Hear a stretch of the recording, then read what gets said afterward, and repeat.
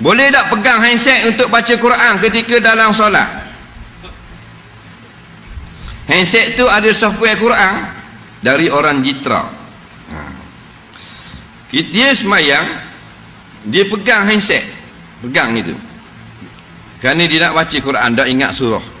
Nak umpama itu imam tak ingat Fatihah, buka handset,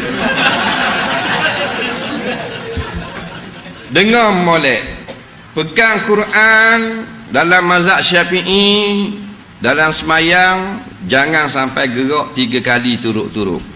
Dalam mazhab lain 40 kali pun tak apa, kerana perbuatan itu ibadah dikira dan ada kaitan dengan semayang. Dalam mazhab Syafi'i dia bergalus sikit.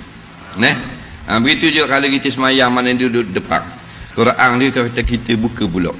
Nah, memang kau buka sekali, jangan kau buka gini kata-kata gitu. Nah, buka sekali je lah.